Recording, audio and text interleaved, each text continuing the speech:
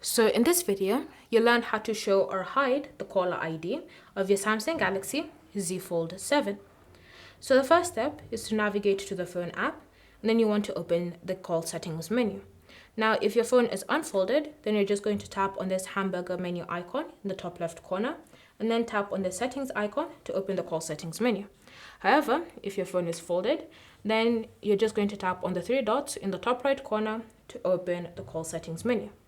From here, you're then going to scroll and select supplementary services and wait for them to load. Once loaded, you should see this option, show your caller ID. So you're just going to tap on it, and then you have three different options. You have network default, you have never, and you have always. So if you want to show your caller ID, you can tap on always, and once the changes have been loaded, your caller ID will always be shown on your Galaxy Z Fold 7. However, if you want to hide it, then you can choose to select never, and your caller ID will also be hidden. Alternatively, you can always choose to set it to network default.